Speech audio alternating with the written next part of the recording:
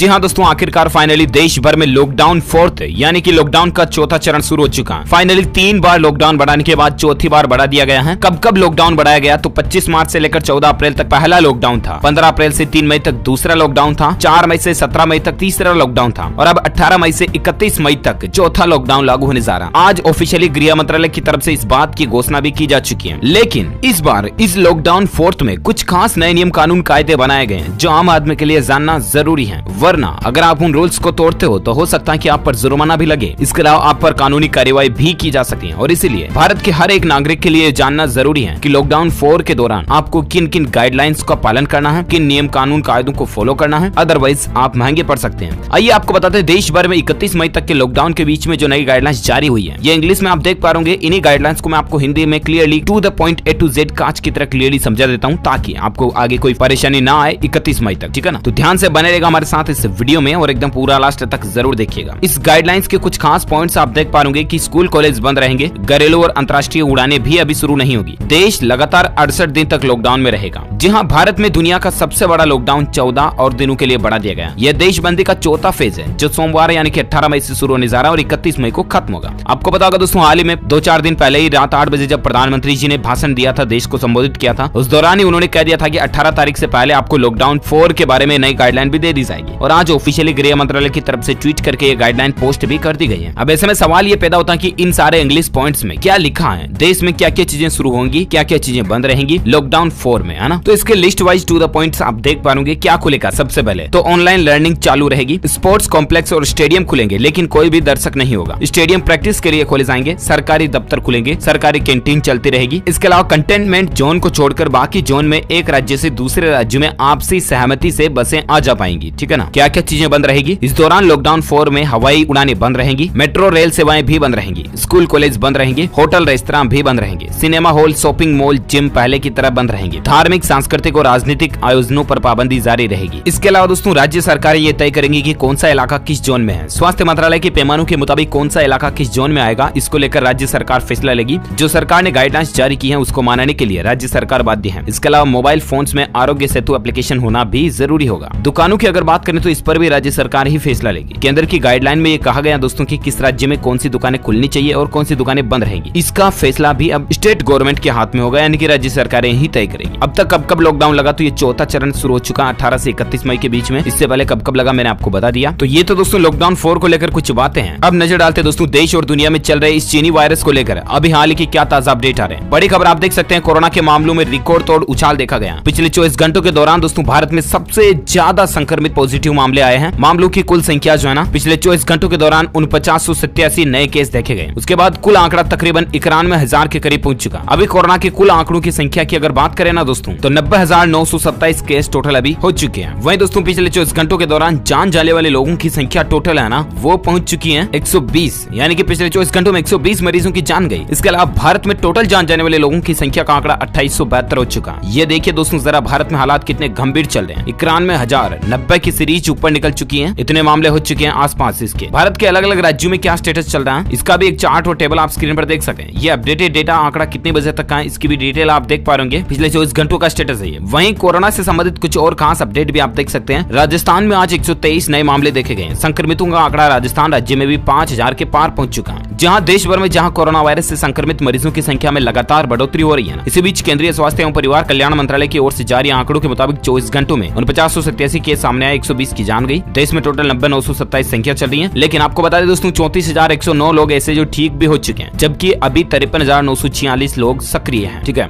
देख पा रहे कि राहुल गांधी ने राहत पैकेज पर दी सलाह है तो गृह मंत्री विज बोले कि कांग्रेस ने 50 साल राज किया, फिर मजदूरों की हालत ऐसी क्यों है। जी हां, हरियाणा के गृह मंत्री अनिल विज ने राहुल गांधी के 20 लाख करोड़ के पैकेज पर दिए गए बयानों का मजाक उड़ाया। दरअसल राहुल ने कहा था दोस्तों कि सरकार को साहूकार की तरह पेश न आए लोगों को डायरेक्ट केस दें। इस पर हरियाणा के गृह मंत्री अनिल विज ने जवाबी हमला बोला है और विज ने कहा कि कांग्रेस की इसी सोच ने देश को बर्बाद कर दिया। कांग्रेस ने देश की आजादी के बाद 70 में से 50 साल तक राज किया, फिर अभी इन मजदूरों की हालत भला ऐसी क्यों है, क्यों इनकी हालत नहीं सुधरी है। और वाकई में सवाल भी लाजमी है दोस्तों कि मोदी सरकार के आए हुए अभी 10 साल भी नहीं हुए, देश की हालत कितनी सुधरी है आपको भी पता होगा। राम मंदिर का मसला सोल्व हो गया, धारा 370 का मसला सोल्व हो गया, और भी देश में कई सारे ऐसे बड़े बड़े मसले थे जो पिछले इतने सालों से पेंडिंग थे। राम मंदिर का केस कितने सालों से कोर्ट में चल रहा पता ना आपको, वो आखिर कांग्रेस क्यों नहीं सुलझा पाई। बहुत सारे ऐसे सवाल हैं जिनका जवाब अभी भी किसी किसी भी कांग्रेस नेता के पास सही से यही कहोगे कि यार डीएलएस भाई तुम भी पॉलिटिक्स की खबरें बताने लग गए क्या। फिलहाल अपन आगे बढ़ते दोस्तों अगले अपडेट में बड़ी खबर आप देख पा रहे साइंस को लेकर वैज्ञानिकों की तरफ से रिसर्च में एक बड़ा खुलासा सामने आया। कोरोना वायरस ने जीवन और जीविका को सदी की सबसे बड़ी चोट पहुंचाई है। जी हाँ, इसको जरा हल्के में कभी मत लेना दोस्तों। जीवन और जीविका शब्दों का सुर जितना मधुर और लयात्मक है ना, इनके अंतर संबंध उतने ही प्रगाढ़ है, पूरक है, परिपूर्ण है। निस्संदेह जीवन ब्रह्मांड की पहली प्राथमिकता है, लेकिन उस जीवन को सतत और टिकाऊ बनाए रखने के लिए जीविका को भी दर्जा पूरा ही मिलता है। जीवन जितना जरूरी है, जीविका भी उतनी ही अनिवार्य है। लेकिन कोरोना महामारी से जीवन को बचाने के लिए उठाए गए कठोर लॉकडाउन से जीविका अवरुद्ध होती है, तो इस पर जीवन पर भी इसका असर पड़ेगा। और इसलिए वैज्ञानिकों के हाल की ताजा रिसर्च में इस बात का खुलासा हुआ कि सदी की यानी कि 100 सालों की सबसे बड़ी चोट इस कोरोना महामारी ने पहुंचाई है। सीधी बात मतलब ये है दोस्तों की अभी मॉडर्न युग में इस बात को करें ना, तो सीधा मतलब ये है कि अर्थव्यवस्था इकोनॉमी को बहुत ज्यादा भयंकर नुकसान हुआ। सिर्फ भारत की ही नहीं, दुनिया के कई देशों की इकोनॉमी को बड़ा झटका लगा है। लेकिन जरूरी भी है, क्योंकि कहीं ना कहीं देखा जाए तो पीएम मोदी जी का वही डायलॉग घूम फिर के सामने आता कि अगर जान है तो जहान है। देश में नागरिक बचेंगे ना,